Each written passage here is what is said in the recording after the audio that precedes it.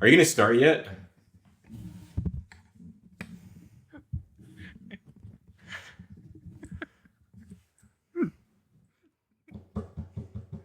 Can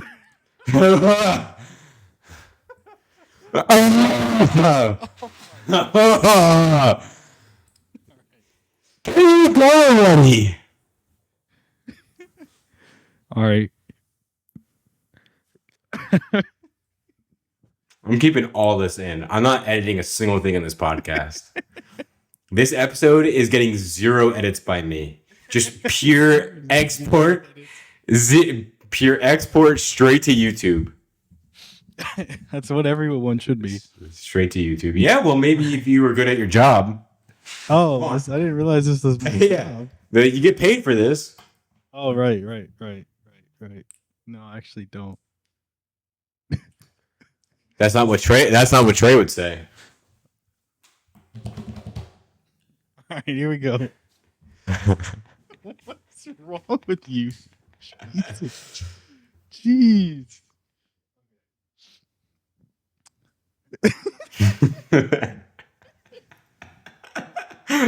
Oh my God. What is going on? All right. 3, 2. Oh, what just happened?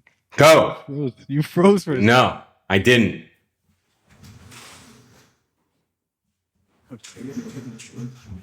Ooh. All right. You didn't ask. All right, go. I wasn't ready. You didn't ask me if I was ready, so I'm ready now. I didn't realize I had to ask on the "You Didn't Ask" podcast if you were ready. Oh. All right. You didn't ask, but we will be. You can't be this fucking stupid. Oh shit! I don't even know the director's name. Hold on, give me a second. God damn it! It's like 2 people. They made like Into the Spider-Verse, I think. I don't really need the names. No, just say Project Hail Mary starring Ryan. God. All right, here we go. How horny are you on a scale of 1 to 10 right now? I'm rocky solid. Okay, that's a good way to transition into the actual review. All right. You didn't ask, but today we are going to be reviewing Project Hail Mary, starring Ryan Gosling, directed by Phil Lord, Christopher Miller. I'm Jory. I'm Tyler. Yeah. But wait, before we get in there, Wow. I have a project for you. All right. The Oscars happened last weekend, and They did. And with that, we got some pretty interesting wins and losses. I don't think we're gonna go through all of them because I just don't think there's the need for it. But I have one big question for you. Do you think one battle after another deserved to win Best Picture and sweep at the Oscars? Yeah, I think it deserved it. I think it deserved Best Picture. I think I said I thought Sinners was gonna win, just because of like what it meant to Hollywood and everything. They don't give a shit and obviously, about that. we saw some winners from Sinners. I honestly, accidentally. I thought that Sinners was going to win more. I mean, Michael B. Jordan obviously won for Best Actor, which was, shout out to him. I think Miles Caton should have been nominated for Best Supporting. I don't think he would have won, but Yeah. he should have. Best Original Score was Sinners. Original Screenplay. I think it got its recognition The main where ones, it deserved. I think it should have won Best Original Song over Golden. The K-pop song. Yeah. Yeah. Oh well. I mean, I don't know. I think it makes sense that one battle after another one. Like, I'm not at all surprised. Right. That it did, to be honest. So. Yeah, I think one battle after another deserved It's wins, but I wouldn't pick it for all those categories. Like I probably would have picked Sinners for best director, and I probably would have picked Sinners for best picture as well. Realistically, I would have picked Predator Badlands for both of those, but they didn't want like a full sweep, a clean sweep, so that's why they didn't nominate it for anything. Yeah, totally. But yeah, I mean, I think it deserves it. I just don't think I loved it as much as other people, but I can definitely understand. Like, I definitely see its merit and like why it won those things. 100%. Yeah, because it was like, major motion, had a bunch of really prominent actors and actresses. What did you think of Marty Supreme coming away with 0 wins at the Oscars, though? That I was a little surprised by. I did think Timmy was gonna get his award. Again, not to say that Michael B. Jordan didn't deserve it, but I did think, I thought Timmy was taking it. I thought this was finally his, but he's still so young, and he still is gonna have so many more roles. It's all right. It's all right. They released that Dune 3 trailer the moment he lost. He's certainly not win anything for that. That movie's gonna be terrible. So like, I'm not. He's after Dune, after this Dune shit trilogy, whatever this nonsense is, like after that, then his career will probably start to, take off. But yeah, I thought. All right, well, it was a good podcast. So we'll talk to you guys next week. Oh, yeah. What do you think of the Dune 3 trailer? Nobody's gonna see that movie. I don't know why you're like so hyped for it. I mean, like, am I hearing things, or is there a fucking idiot in this room? That Dune 3 trailer was one of the most hyped trailers I have ever fucking seen. Wow. He's obviously a big fan. I would follow Timmy. I would follow Paul Atreides. I mean, the war crimes he's about to commit is going to be so fucking insane. He is going to be an absolute war criminal. Someone that the book, Frank Hubert wrote the book as a critique and as a warning against faith and religion and blind leadership and charismatic leaders. But I don't give a fuck. I'm following him because he's charismatic. Did you hear that chant? Did you hear? I'm following him. I'm going to war. Wow. My boy. He's got that aura. Something that Paul Atreides has that you don't have is aura. Oh, okay. That guy aura farms like he the Aura King. You're the aura dick. Oh, nice one. Nice one. Okay. Yeah. I mean, sure. I mean, I guess Dune will be cool. I don't know. It looks kind of mid. Dude. You need to shut the fuck up. Anyway. But you know what is mid is The Sopranos and Better Call Saul and I don't even like Breaking Bad. These shows. Oh my gosh. But another trailer that came out that I think is like the most watched trailer within 24 hours was Spider-Man Brand New Day. So what do you think of the Spider-Man Brand New Day trailer? Yeah, that a lot of people were saying that a depressed Spider-Man is the best Spider-Man. You know you're getting a good Spider-Man when he's sad and he's crying and he's lonely. Yeah, so kind of like. I guess we can be excited for that. Kind of like me.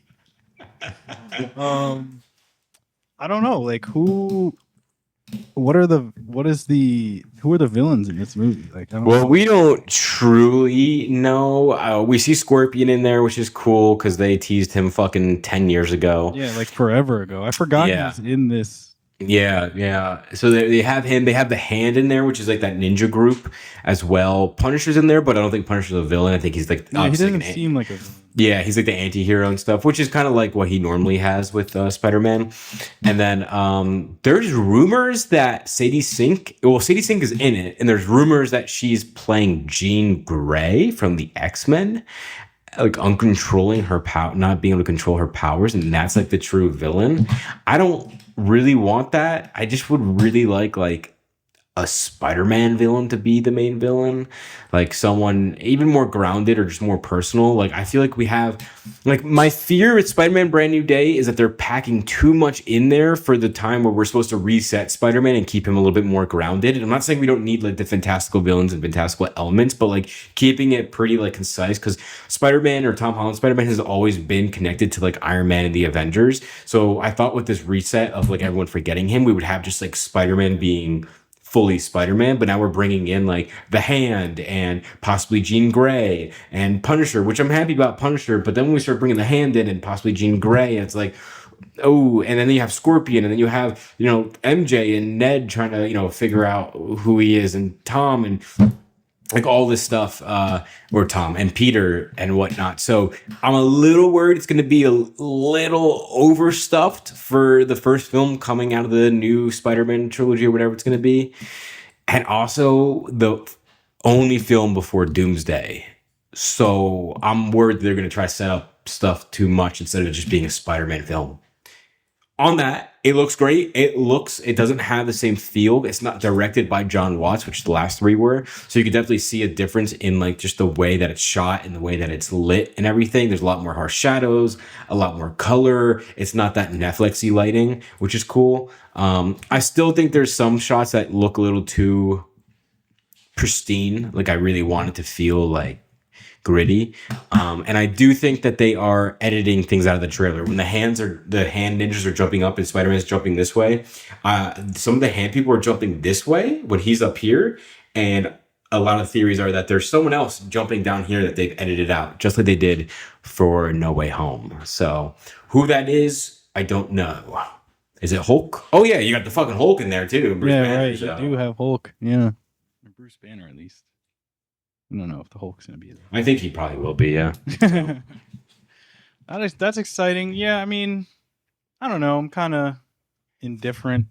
I feel like Yeah. I've maintained like an indifferent stance on Marvel Yeah. for a while. So I mean, realistically, these next two movies will really like completely dictate whether or not the Marvel Cinematic Universe is a hit again or not. If Spider-Man and Doomsday fail, then, and not even just money, because they're gonna make a fucking boatload of money, but if they fail like critically and with reviews and users, that's the video game, sorry, viewers, then yeah. So no, I get it. We'll see. yeah. Really exciting. Who is your favorite live action Spider-Man? Probably Only one correct answer here. Toby, probably. Good correct answer right there. But you know, Who's your least favorite? I don't know. I feel like they all are unique in their own way. You know, like What about that racist Spider-Man from the Spider-Man short film on YouTube? Did you hear about that? what? No. It was this big short film that got like a lot of hype and a lot of like might not even been a short film. Actually, I think it was a feature film, but it was like an indie feature film like that they just went to YouTube, and it got like a lot of backing and a lot of hype for it. And it was just like created for YouTube and everything, but it was just like this fan project. And like right before it was coming out, like they found out that like the main guy who's casted as Spider-Man like was fucking ranting online, like racist rants and everything like that. So basically the whole movie got fucking flamed before it even came out. Spider-Man Lotus. That's the name. Spider-Man Lotus. Interesting. Yeah. Definitely gonna check that out now. Oh yeah, you're interested now that I told you about the racist Spider-Man. Yeah. He really took like the symbiote Peter Parker persona to like Oh, yeah, to another level. yeah. He took it to his real life, unfortunately. That's crazy. Yeah. Jeez. But yeah, I'm excited for it. More excited for Dune 3 though. I mean, I don't know why, but What movie are you least excited for?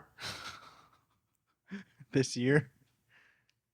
I mean, Dune 3 doesn't even count because I'm like already not gonna see it. You're gonna be doing 3 guys at once, you fucking bitch. Oh, wow. Movie I'm least excited for that I'm actually planning on seeing. Fuck you. Um, I don't know. That's a tough one. Probably like Toy Story 5. Yeah. 'Cause, like, The franchise I should have ended 4 movies ago. No, 2 movies ago. movies. Yeah. Yeah. What's gonna have an iPad now? It's just like you. You need an iPad because you're an iPad kid. You iPad kid fuck. I'm an iPad kid. Yeah.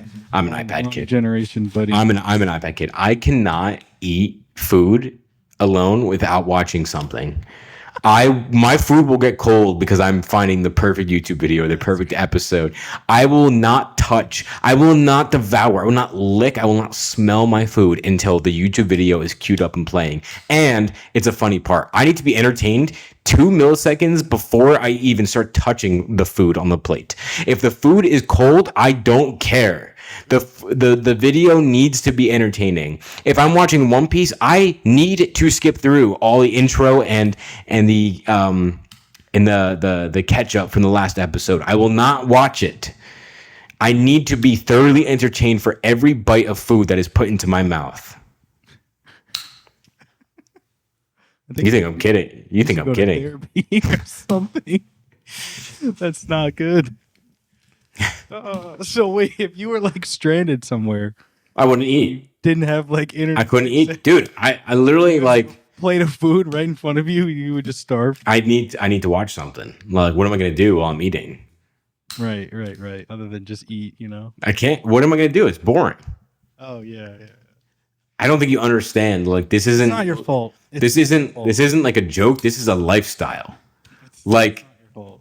like I will literally like burn down my house, leaving something in the oven so I can run upstairs and grab my computer and queue up an episode of One Piece before taking out the food, so that when I take it out, I'm ready to munch down while watching some One Piece.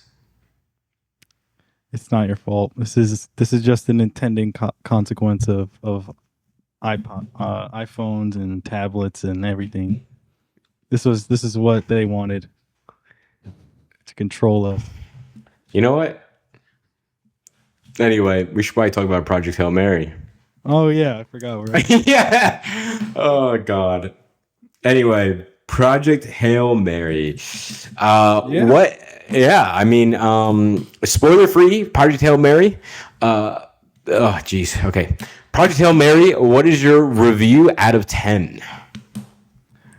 Yes, I think I'm gonna give Project Hail Mary a 7.7 out of 10. Yeah. What? Oh wow. Okay. All right. Explain yourself. No, that's a good rating for me. What do you mean? I mean, like, I don't know what I did last year with all the movies, but the highest I got was like probably an 8.5. Dude, you absolutely insane. Okay, go. It's subject to change, but no, I enjoyed it. I think when I first saw the trailer, whenever probably like this past winter time, I was like not really interested as much as I thought I would be. I was like, oh, it's probably just gonna be like Ryan Gosling, like trying to be funny. And I feel like this, whatever this rock character is not gonna like have any depth, and it's just gonna be like a whatever character. It's not gonna have any like deeper themes or messages about society and everything. But obviously, I was wrong on all accounts. I thought it was very visually striking, which was really cool. Yeah. I don't think they did a lot of CGI, if at all. Yeah, they actually went to space and filmed it. Yeah. That's what I heard. Yeah, like some of the scenes were like very cool to look at. It was a lot funnier than I expect. Well, I guess not that I expected, but it was very funny. Like I found myself laughing a lot. And I just really like the relationship between Grace and Rocky. That was Yeah. I would give Project Hail Mary out of 10. Wow. I don't believe you. Did you not watch it? Did you not watch the fucking movie? Did you not watch the fucking movie? Thumbs down means thumbs up. Oh, You idiot. Idiot. This is the guy you're trusting with your that went over. That went Yeah, that went all over your head. I gave Project Hail Mary a 9 out of 10. This movie was fucking fantastic. I think your joke just didn't land like a spaceship on Yeah, they didn't fucking land, you piece of shit. whatever. Yeah, I gave Project Hail Mary a 9 out of 10. I think this movie was phenomenal. And just like you, I knew that this was based off like a really popular book, and I knew a little bit about the book going into it. And I knew that in the book, Rocky was actually a huge reveal. So a lot of people were pretty pissed when the trailer came out and it pretty much showed Rocky right away. But I do think going into the movie now, I understand why they did that, because the movie doesn't rely on the reveal of Rocky. It's all about the relationship between Grace and Rocky. And I think the movie absolutely fucking nailed it, dude. I think that the relationship between the two of them was great. I think the humor was great. I think the emotion and the action was great, and even the slower parts were great. I think Ryan Gosling puts on like a career best in this movie. He was funny, he was emotional, he had so much range. I really enjoyed him in this one. And I was taken by surprise here with this. I really did not expect it to be. I expected it just to be a blockbuster with Ryan Gosling, and I actually got like a really provocative movie. And yeah, cinematography was great. It's actually done by Greg Fraser, who is a cinematographer for Dune Part 1 and 2. So no wonder it was fucking filmed amazing. I didn't realize that. Yeah, I'm not even gonna say anything. Now he doesn't like it. Now you're like, yeah, I don't like it. Yeah, I don't know. I just really enjoyed it. I have some minor critiques on it, but overall, I just had a ton of fun, and I think it really surprised me because I was like excited for it because I knew the book was really popular, but I was like, yeah, well, it's just gonna be a sci-fi blockbuster with Ryan Gosling. But they actually put some artmanship into it, which was nice to see. I think I appreciated like how easy to follow it was. Yeah. They took away a lot of that science, the deep science that could have gotten you confused. Yeah, like I don't know. I mean, there were definitely points where they were talking like, scientific equations and all this stuff, but like I don't know, for the most part like the plot was easy to follow, and it wasn't a lot of just like scientific jargon. Like it kind of compared it to, not in like a direct comparison way, but like I viewed it contrastly, I guess, to like Oppenheimer, where it was like that movie was like virtually impossible to follow. Yeah. If you didn't understand like the history, history of it. This was like, oh, okay. I don't understand the science, but I can, Yeah, it's like, all right, like the sun is dying and they have to save it. Like that's pretty much what it is. And also like half the movie isn't even about them trying to figure it out. It's literally about Rocky and Grace meeting. Yeah, right. But we'll get more into spoilers when we get into that. And I think my critiques with the movie come with spoiler territory, but in a general sense, there's a couple moments that I think should have either been fleshed out more, knowing what was in the book, and then also a couple moments that I think were glossed over for blockbuster moments. And I don't know, I can look over them, but I do have to critique it a little bit because it's like, I think in the book they were explained a little bit more, and it is something that felt a little weird in the movie, just like ways things happened without really explanations. So, but overall, great. Music was also phenomenal in it. Really enjoyed it. Yeah. Let's talk spoilers. Spoilers for Project Hail Mary. I can get into my critiques real quick. Go ahead. So my critiques of Project Hail Mary come with a couple pretty minor things that kind of bothered me and made me think, but I also just glossed over it because I didn't really care that much. But I do wish, because I think in the book they are explained a little more. First thing is Grace being able to fly the spaceship when he's never even touched the spaceship before. He's never been inside of it. I get he says he's been practicing, but there's no way he would look at a billion buttons and be like, oh yeah, it does this. Oh yeah. There's no way he would be able to figure that out. He'd be dead right away. I think in the book they explain that he had been training inside the spaceship a lot, and he didn't know it, but they were basically also training him to be backup in case something happened because he's the only other one who would know how to do it. But in the movie, it's just like he just somehow figures it out. I'm like, there's no way you could just figure that out. Yeah, right. I mean, I feel like that's pretty common in like space adventure movies. Yeah. Like Yeah. the character just gains the ability to just do everything when necessary. Yeah, I guess the reason it bothered me a little more is because like the backstories made it very clear that he was not ready for this mission. He never touched the spaceship. Like that's a whole part of his like his story is that he is not ready for this. But then he gets in there and he's like basically ready for it. And I'm like, okay, wow, what the fuck?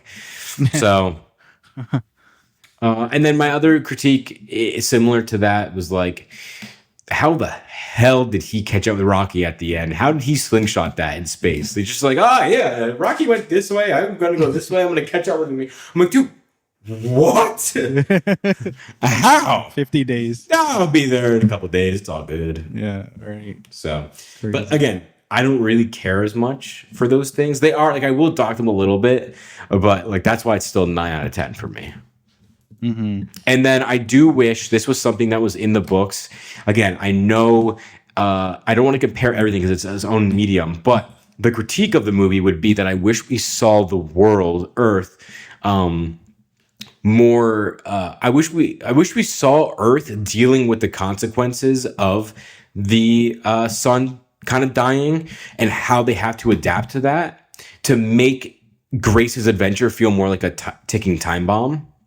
In the book, I believe that they actually show like the extents that Earth has to go to try to save or give themselves more time, such as paving over the Sahara Desert and then putting solar panels and breaking off the ice caps in the Arctic or something in order to like basically cause global warming so that the Earth would continually heat up. So they're basically like, you know, what we're going to do is hurting the Earth and basically destroying the Earth, but we're trying to do it to basically save the Earth or give it more time to save it, you know? So it's kind of crazy like that. And it's like, you don't know in the book, apparently, like at the point at the end of the movie, like you wouldn't know if the Earth is even there anymore because you're seeing what extents they've had to go through. But in the movie, we don't see them do anything other than kind of like talk about it. Yeah. No, that's a fair point. Because all we really saw at the end was like her, forget the woman's name. That was kind Shaw. of the whole project. Yeah, where just like she's on this boat in the middle of the ocean and it's kind of frozen over. Like that's really all we ever see. But even that's just like that could just be like a normal ocean. Like that doesn't mean anything to me. Yeah. I mean, I kind of took that as like, okay, there's like that's her in the future and like, you know, whatever. But I guess on the topic of like him not being ready, like you said, like he's just this kind of unassuming science teacher who just is thrown into the situation. What did you make of the fact that they basically like tranquilized him and then threw him on this ship like without his consent? Yeah, I think that was really cool because I wasn't expecting that. And the cool thing is like you know he's going to end up on the ship somehow. But I guess the way that I was imagining it was going to happen was the guilt of like you're the only person who can do this, and he kind of feels guilty into just doing it even though he's not ready for it. And I thought the reveal that they forced him into it and he didn't want to do it, and I thought that was a really great reveal because it just really proves how much growth he had on that ship, that he really was a coward, and that's why he keeps saying I'm a coward, I'm not brave, and that's why he kind of turns away because he's like slowly realizing like no, I'm here not even on my own accord, like I didn't have any ties back to Earth and I still did not want to do this, which I don't blame him. But then at the ending of the film with him doing these amazing feats and basically saving the universe, shows how much growth he had. I do wish we had like maybe an extra moment of him like really dealing with the emotion of remembering that he was forced on there, whether or not it's anger or sadness. I wish we just had like a pure moment of just him just dealing with it. But yeah, I thought it was great. What did you think of the reveal in Project Hail Mary that Grace was forced onto this? Yeah, I think it was just like unexpected. I don't really know how to feel about it. It did feel a little strange, but like I don't know, in the context of the movie, like what else? Whether literally, what other choice did they have? And Yeah. I think that's what I liked a lot about. You said her name was Shaw, right? Yeah. Like her character was that she was just so matter of fact, like with everything that she had to say. Like I think at one point, Oh wait, sorry. It's Strat. Strat. Strat, Not Shaw. not Shaw. Okay, so Strat, Strat, is Strat. Strat. Okay, got it. Anyway. Strat. So, so one thing that I like a lot about Strat's character in Project Hail Mary was that she was so matter of fact with everything that she had to say. Like I think at one point in the movie, Grace asked her like, "Is it hard to basically ask these people to go on a suicide mission and you know basically take their lives in order to try and figure out what's wrong?" And she was like, "No, it's actually not. It's not hard at all." I Yeah. don't know. I think a lot of people would try and like save face and say like, "Yeah, you know, it is hard to like." We're like, no, in the grand scheme of things, like you're sacrificing a handful of people for the rest of humanity. Yep. And I think I don't know. It was a really interesting like ethical dilemma. Like the whole movie was, you know. Yeah. I think it was cool because although technically if you were to pick a villain in the movie, it would be her or it'd be the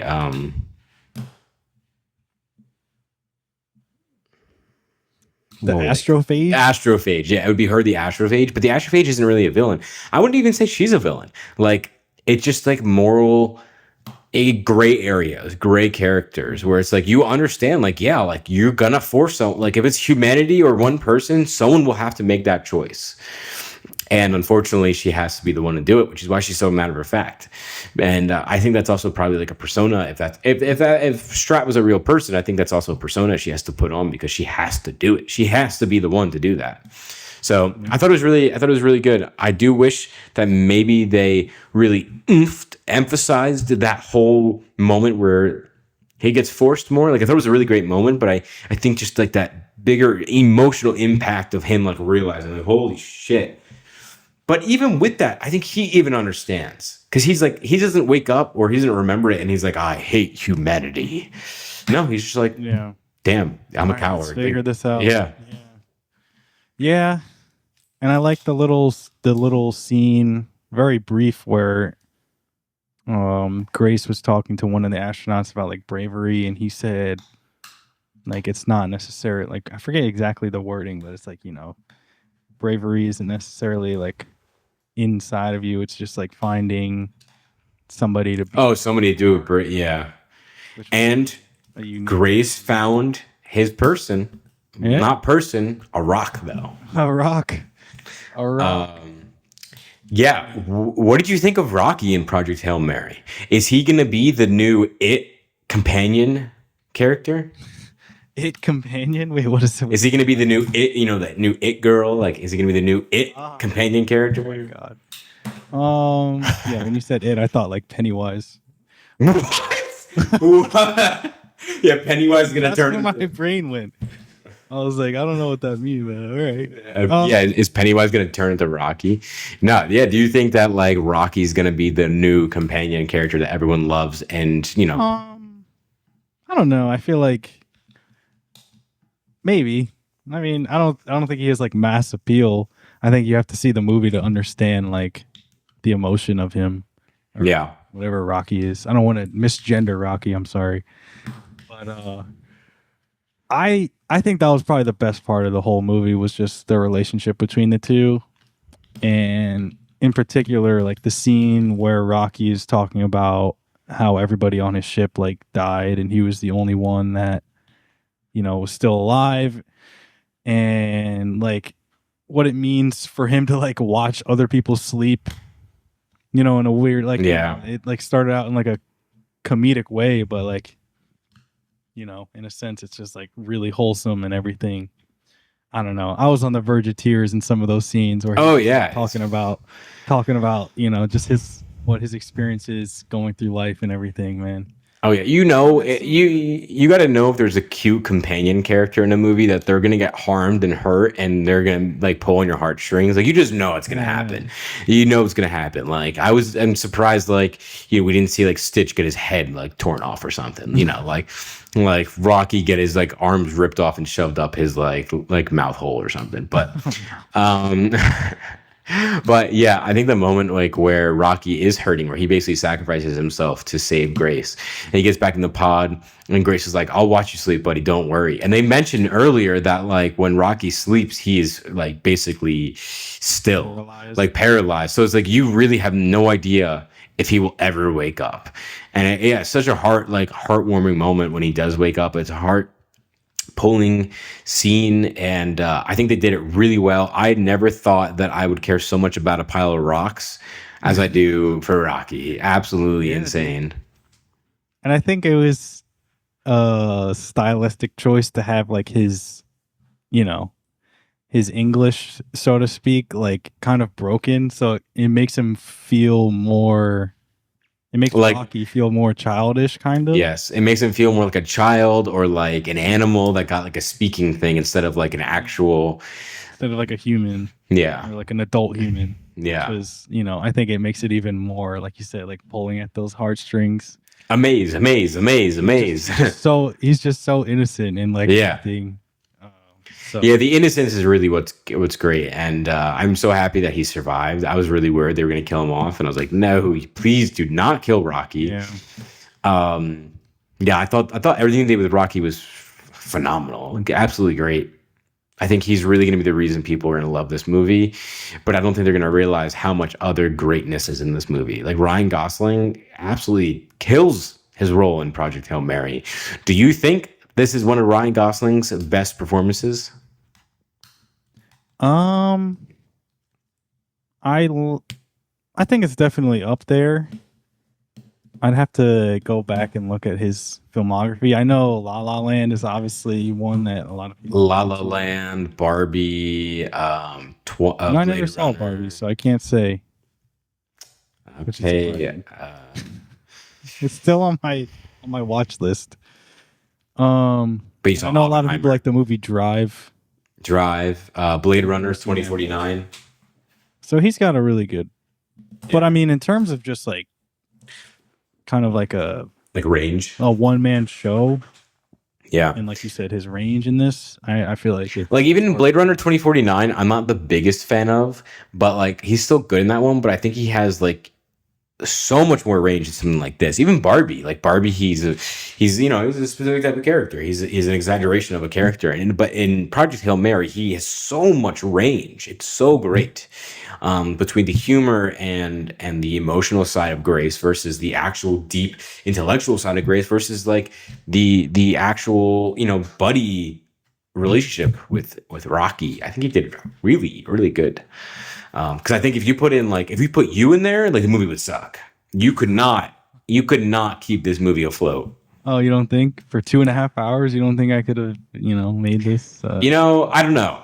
If I look back at your other filmographies, such as Jason Steele and The Punisher Part 1 and 2, and even King of the Gnats. You might be like you might be in the level of like a Tom Holland, but like a Ryan Gosling might be just above you. Yeah. Well, I'm definitely better than Paul Atreides or whatever that guy's name is. Another terrible movie that people like for some reason. Paul Atreides? First of all, that's not even the fucking actor's name. Well, who cares? I mean, second of all, you have no aura. I have no aura. I don't know. I looked like I got a lot of aura in Jason Steele, but sorry. We're getting off topic. We are getting off topic. I do think Project Hail Mary, we're with Ryan Gosling. I think Ryan Gosling was phenomenal in it. What did you think of the cinematography in Project Hail Mary? Yeah, I thought it was great. I mean, and I kind of expected it to be great. I love the scenes. I don't know if you really even consider this cinematography, I guess, but like in that little chamber, I guess, on the ship that like had the ability to change locations and settings. Like he would be on the beach or in the forest or wherever. Yeah. That was so cool. I feel like I need something like that in my life to just transport myself. You could just walk outside. I could also just go outside. You could just go outside I can't always be on the beach somewhere. I guess I could. You could literally just drive an hour to the beach, but yeah. But yeah. That.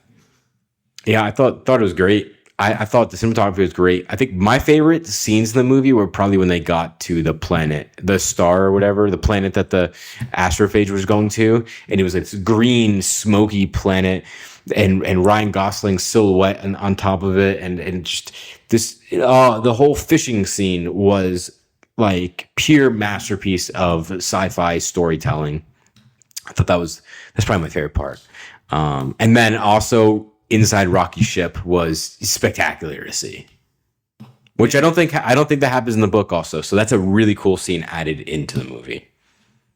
Kind of felt like the ending of Interstellar. That's what it looked like to me. Yeah. But yeah, I thought it was really cool. And yeah, I mean, even like the moment where I think before they started the fishing part, where Ryan Gosling or Grace was like, yeah, I'm just having a moment. And he's like kind of sitting there, kind of taking it all in. I don't know, man. Like to go into space, it's a completely different conversation, but it's probably got to be like one of maybe the most unique experience you can have as a human being. Cause like, I don't know, you're so isolated up there, but like, I can't imagine what that would even feel like to be like, literally potentially years away from any kind of life. It's something that we like, unless you're doing it, you can't even comprehend. You're looking at all of life. Like if you're looking at Earth from space, you're looking at life.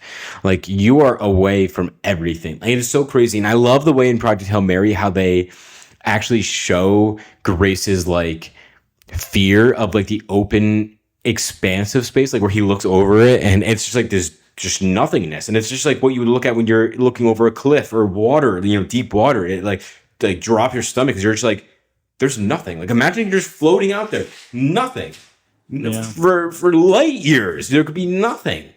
Darkness, how does that even comprehend? Like the comprehension of that is insane. I can't comprehend it. And I would actually fucking die if I was ever in space. So like at least if you're like I know it's morbid, but like at least if you're like on a cliff or like a mountain or something, you're gonna hit the ground eventually. You know what I mean? The only thing you can do, the only thing you can do, and see just empty space, like nothing, just nothing forever, just nothingness, just. That's crazy. Yeah, I loved that moment where he looks over. He's like, "Yeah, no, not doing that." And I was like, "Yeah, I would not do that." Some great like one-liners in this movie. Like, I love the scene. I think before Rocky got his voice, where he was like, he gave him the little oxygen thing, like a ring or whatever, and he like figured it out. He's like, "Oh wait, this is oxygen, so I can like breathe." Yeah, I'm gonna take my helmet off, and he was like, if I'm wrong, I'm like really wrong. Yeah. I don't know if I want to do that. Yeah. I love the moment where Rocky comes onto his ship and he's like doing the video and he's like, yeah, he can hear me. And Rocky's like, I can hear you. And he's like, he can't hear me now. I was like, oh, I can still hear that you're saying that. He's like, can you hear me? The humor was great. The humor was so good in Project Hail Mary. Like this is how you combine a humor and a very serious plot together and just make a cohesive story, unlike like the Marvel movies of nowadays, that it's just like this super, super like intense moment and then you crack a joke. It's like, God damn it. Yeah. No, it was a blast. Yeah. No pun intended. Why don't you pitch to me? You think that Project Hail Mary is one of the best science fiction movies ever made? Ever made is ever made. I'm not sure if I would say it's the best one ever made, but I do think honestly it will go down as a classic. I think this is one of the best sci-fi space adventure movies that we've gotten in a long time. I think it just hits like every note perfectly. But if I had to pick my favorite science fiction space movie, obviously I'd pick Dune, but I'm going to stick to more grounded ones. Or I'd pick Dune Part 2, but I'm going to stick to more grounded ones, you know, things that aren't super fantasy. I would probably go for Interstellar still. But hot take, I like Project Hail Mary better than 2001: A Space Odyssey. You know, that's not. I don't know if that's really a hot take anymore. I mean, I understand why people would be upset about it, and especially like the time of when it came out. Like it came out what in the 60s. Yeah, it was like a really revolutionary movie, but totally like, understand the revolutionary. But watching it nowadays, I just was like meh about it. Yeah, but I understand it's like I understand like what that movie did for the world, for the universe, for filmmaking. Do you like factor in like when we say science fiction, are we factoring in like movies like Predator and like Godzilla? No, I guess I'm thinking more like space like adventure? Space adventure movies. Yeah, like things that are kind of grounded but still science fiction. Like that's more like science fiction action fantasy. Like because of course I picked Predator at that point, but like what about like movies about like artificial intelligence? Yeah. Like AI and stuff. Well, obviously. Yeah. I think Interstellar is probably still number one for me. Another movie that I really like that I want to rewatch, but I remember watching it and being like, "This movie is amazing." Was Arrival? Amazing one. Amazing. Denis Villeneuve. You see, you will like Dune if you actually get a fucking chance. Arrival was like, I don't know. I don't even remember what the movie's like. I couldn't even tell you the plot, like, honestly. But I watched that and I was like, this was amazing. And I just like perfect. Yeah. I just rewatched it like I think 2 years ago. And again, I was just like, oh, this is beautiful. This is like Denis Villeneuve really might be like one of my favorite directors of all time. Dune Part 1, Dune Part 2, Blade Runner 2049, Arrival, like Sicario. I haven't seen Sicario yet, but yeah, no, Arrival definitely is up there for science fiction, like hard science fiction movies. I think that's a difference. We're talking about hard science fiction. Like I think hard science fiction is more classified by things that are grounded really in like real science. While something like Predator or Alien or Dune or Star Wars is more like science fiction fantasy. Like this is hard science fiction. Yeah, Arrival is amazing. I would say like WALL-E. WALL-E might be up there for me. WALL-E is. I haven't seen WALL-E in a long time. You kind of remind me of the humans in WALL-E. Oh yeah, you were the one that was saying you couldn't eat food without a tablet in front of you. We're literally going down that path in society. Oh jeez, yeah. But yeah, I honestly think some of my favorite hard science fiction movies are like Project Hail Mary, Interstellar, Arrival. I never saw The Martian. I saw that a long time ago. I don't remember it. But apparently that was pretty good. A lot of people. Same author of the book from Project Hail Mary. Oh, well, there you go. Yeah. There you go. Yeah. I mean, Project Hail Mary is definitely up there for me, though. I think. Yeah. Again, when I first saw the trailer, whenever that was, a couple months ago, I was just like, I don't know if I'm really going to see this. And then I don't even know if it was necessarily like the positive reviews that came out.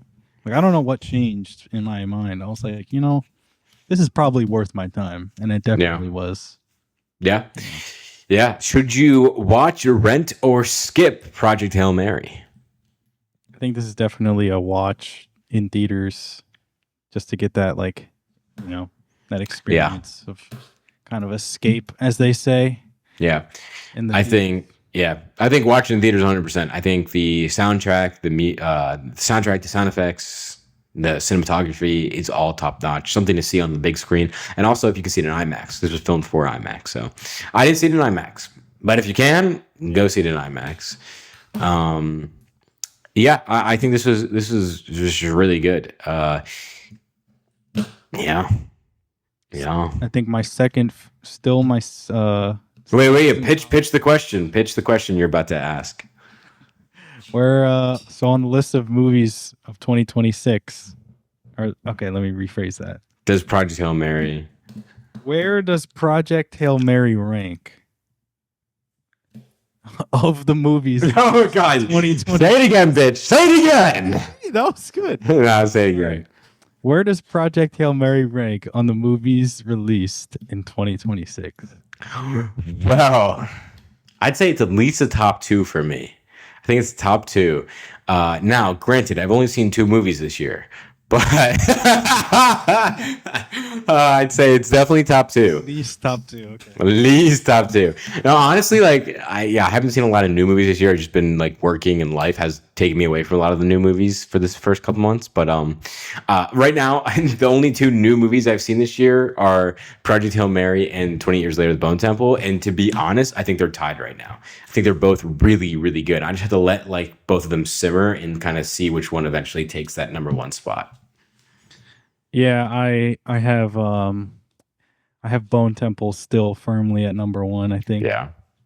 But it's funny because like, and Project Hail Mary is my second favorite of the year, and I've seen 8 movies this year. I'm proud of myself of how much I've gotten into the. I'm jealous, dude. Every time you were like, I'm gonna go see a movie, and I'm like stuck in LBI, snowed in, working, and I'm like, this fucking sucks, bro. This sucks. But I think it's funny how like in Bone Temple you have the relationship between Dr. Kelson and Samson, which is kind of like, you know, scientific, plus like this non-human figure. And then you have, you know, Grace and Rocky. Yeah. Maybe this is what the year of 2026 is going to give us. Yeah, I think movies are coming out that are going to be like that, but yeah, I know. It was interesting. Yeah. It's really, really phenomenal movie. I got to give it credit. I was really happy I went and saw this in theaters. To wrap it up, now that we are into 2026, which 2026 movie, oh my goodness, which upcoming 2026 movie are you most hyped to see? Pick one. Damn. I think I'm probably most excited. You know what? I'm going to say The Odyssey is what you're going to say. I know it. I'm not going to say The Odyssey. I'm not. Oh, okay. All right. I'm not going to say that because that feels like a given. I think I'm going to say the Michael Jackson movie. I think we've seen in recent years a lot of these biopics of like famous musicians, artists. Like we saw, what was it? Timothy Chalamet as Bob Dylan. We saw Jeremy Allen White as Bruce Springsteen. We saw The Elton John one. I forget who played Rami Elton John. Malek as geez. What? Why can't I think of the guy's name? Freddie Mercury. Freddie Mercury. Yeah. And Tar. What was his name? As Elton John. Yeah. I forget the actor's name. The guy from Kingsman. I forget his name. Correct. Kingsman. That's it. That's a movie. Taron Egerton. Is that Taron Egerton? Yeah, Taron Egerton. Egerton. Yeah. So like we've seen a lot of these movies in recent years, and they've all been pretty good. And I feel like, and I'm pretty sure it's Michael Jackson's like nephew is playing him as Michael Jackson. So honestly, I'm not that excited for it. I'm gonna watch it. I think so it's fun. Yeah, I mean, I see what you listen to on that app that we have, whatever, Airbud. I see what you're listening to. So it's obviously not good. Yeah, not that I don't think it'll be good. I mean, I'll see it. Like, I think it is going to be good, and obviously it's Michael Jackson. So, like, obviously I put you on to Michael Jackson, and so, like, obviously I know a lot about Michael Jackson. Yeah. But I don't know. Like, sometimes with these music biopics, sometimes they start to blend in with each other, and they just kind of all feel a little samey, and they all kind of feel very drawn. Like, they're all so long because you're trying to like get this whole person's life in there. And it's just like sometimes they just draw out. and it's just like, okay, come on. So like, I'm excited, but I'm also not like hyped for that one. I really hope it's good though, because I'm probably gonna see it, and I really hope it's not gonna like be fucking long and drawn out like a lot of biopics are. For me, I mean, I'm not gonna even like sit here and lie. Like, it's Dune Part 3 that I'm the most excited for. Like, but like that could be a given too. So like, so if that's my given, just like you said, Odyssey is your given, then I'm gonna pick an underdog here, one that we haven't really talked about a lot, that has no trailer. I don't even know if it has a release date, but it does say 2026, and that is Robert Eggers' The Werewolf movie coming out. Yeah. I'm I think that really, comes out on like Christmas. yeah, Christmas Day, I think. I'm really hyped for that because obviously The Lighthouse is one of my favorite movies of all time, top 5 for me. And I really love The Northman. The Witch is an amazing movie. Nosferatu was good, but not as good. So I'm really hyped because Robert Eggers is like one of my favorite directors of all time. So I'm really hyped to see, like, was Nosferatu just a little like different for me than what I was looking for? Is Robert Eggers truly just one of my favorites? Or was Lighthouse just like a lightning in a bottle for me? So if I had to pick one that isn't like the obvious choice, I'd probably pick that. And I'm excited to see like what other weird one comes out that we had no clue. And he's, well, at least Google's telling me that he's partnering with William Dafoe. Yeah. He's worked with before. Isn't Taylor Johnson and Lily Rose Depp. Yeah, Lily Rose Depp is in it again. So I mean, fucking Mr. Willem the Goat is in it. So it'll be And cool. I guess Ralph Ineson was in The Witch. Yeah, he is. Oh, you guys see that? That's a great one. Oh, and Bill Skar. Oh, no, never mind. Sorry, that's just no. Sorry. Don't listen to me. Don't listen to me. Don't listen to me. Don't listen to me. Yeah, that's definitely one I'll look forward to. Yeah. Speaking of horror movies, I guess that's a horror movie. I did see the movie Undertone recently. Yeah. What was your review for Undertone? I think the budget for this movie was like less than $1 million. I'm pretty sure. Wow. So that's impressive. Is Undertone living up to the name of the scariest movie in recent history? No, it's not. It does not. I think a lot of people. I think what they did with the sound was really good. I love good sound design in movies. You would like this movie called Dune Part 1 and 2? Oh yeah. But like it's just, I don't know. Like it really didn't. It never really like shook me to my core at any moment. And it's not even like one of those movies that kind of leaves you with like a lasting impression that's like more unsettling. Right. Like, the more you think about it, I don't know. Like, I think what they did with the minimal budget that they had was impressive. But to say that it's like the scariest movie we've seen in years is Out of 10, what are you giving it? intellectually dishonest. Out of 10, what are you giving Undertone?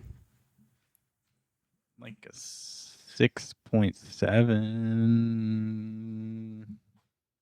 Yeah, probably like a 6.7. What was scarier, Long Legs? 6.6. What was scarier, Long Legs or Undertone? Definitely Long Legs. Yeah. Which one was the better movie? Honestly, watching Long Legs was hard because I was scared the whole time. At least like with Undertone, I could like follow the plot pretty well. And it was pretty simple. Like it was literally filmed in like one room or like two rooms the whole time. So like that was also pretty cool. But Nice. I don't know. Probably Long Legs was better, but not by much. Yeah. Like it's pretty even. Yeah. Nice. I have one thing I'll bring up real quick. Crimson Desert came out, one of the most hyped up games that I have ever seen in like a long time. And it came out with very mixed reviews. I've been playing it. I have about 10-ish hours in it, and I'm loving it. It has a lot of flaws, but I don't think it's bad. It has a lot of flaws, and I do think there's some issues with like the story, obviously, and the UI and whatnot. But I think the combat is absolutely stellar. It is so much fun, and I can't wait to like deep dive more and more into it. I think people that are hating on it and like refunding it after an hour just truly aren't giving it a chance. Like it's one of those games you have to give a couple hours and like learn and let open up. But I will say the story is pretty bad. I'm not going into this game for the story. I will say like they even said it's like an action sandbox, medieval fantasy sandbox game. But the story is there, and they do push you to continue the story. And it's like an absolutely trash story. It's just kind of there, but like it's fun enough. Like it keeps me going. It's nothing like but it's a lot of fun. And then that's the good part. I mean, I'm running up to people. I'll fucking suplex them, RKO another guy, grab him, throw him off a cliff, grab a fallen tree, pick it up, smash it onto someone, and then blind them with my sword, and then come in and stab and chop their head off. Wow. Yeah, Sounds intense. yeah. It's a game you couldn't play. You're not old enough for this game. Yeah. So I'm really enjoying Crimson Desert. What do you guys think? Let me know. Did it live up to the hype? I think it did and it didn't. Okay. Good to hear. Yeah. And what team are you in Fortnite? Are you Team Ice King or are you Team Foundation? Because if you're Team Foundation, you're no go. You're not one of us. Team Ice King for the fucking win. Let's go. Get those bounty kills in. Get those rivalry kills in. Let's get that Team Ice King. Let's get that skin at the end. Don't let any Foundation people sway you. All right. Yeah, Fortnite has changed a lot since I last played it. So, That's all I gotta say. Foundation. Fuck you. If you want to be uncultured swine, go for Team Foundation. I'm Team Dune 3. You heard him here. All right. Well, Maybe. you should, because this is going to be. Fuck you. If Dune Part 3 lands as good, if not better than 1 and 2, and as good as the trailer is making it out to be, we have a new Lord of the Rings trilogy on our hands right now. Don't you want to be in the theaters witnessing peak? I mean, Have you even seen Lord of the Rings? I haven't. All right, guys. Well, Those first. this has been a great podcast. We'll be back probably in another week or so to review whatever movie's next. Maybe Jory will actually be cultured for once. Bro, those movies are like 3 hours long each. I don't have time to that. You should be so happy that you have 9.5+ hours of Lord of the Rings to watch for the first time. If you could play one more time, I swear I'm going to fly back to New Jersey and smash your face into the sidewalk and curb stomp you. Wow. Hypothetically. Hypothetically. Oh, We'll see. I feel like we'll see.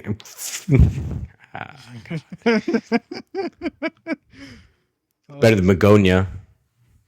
I don't know. Oh, it's better than Magonia. Anyway, that's all I got. I mean, yeah, whatever. I'm done.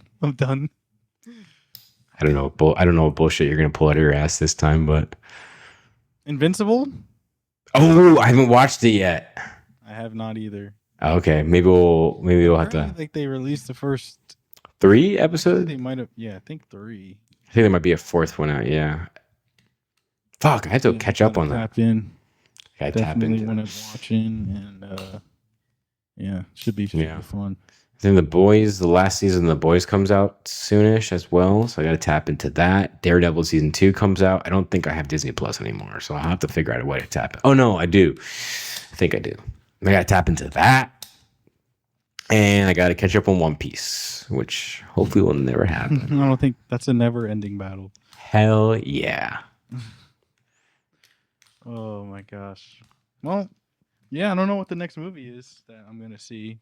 I think I'm gonna go see this movie. They Will Kill You with Is it Zazie Beats? Zazie Beats? Is Ozzy Beats, yeah. Probably see that this weekend. Nice. Yeah. So there you go. Hell yeah. Yeah, I think the Super Mario. I know the problem is in Florida right now. We don't have an AMC near us, so I have to pay for anyone I go to. So I don't want to just run and go see every movie. When I'm home in New Jersey, I'll go see whatever movie comes out because I have AMC. But here, grand luxury cinema, baby. That's the reason why New Jersey is superior. A superior state. Should've Yeah. left. Yeah, yeah. Is New Jersey better? Can you go in the hot tub right now? I mean, Could you go in your hot tub right now? yeah, in my bath. Yeah. Oh. Yeah. Go swimming right now. Could you go tan outside right now? It's a crisp 42 degrees outside.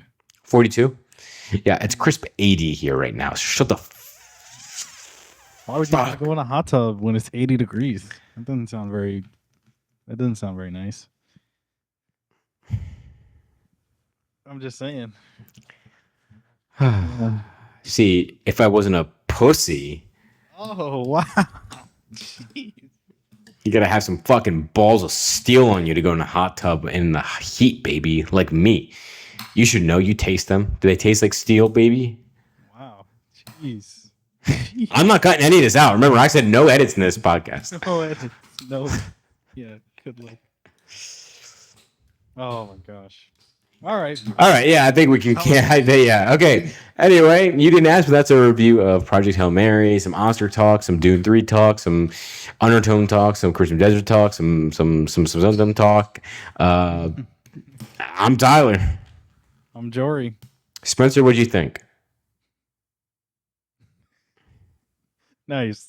Good. Nice. I'm glad you responded to your message from 5 days ago. By the way, I'm glad, Spencer, you text on a timely manner and not 10 days late. Gosh.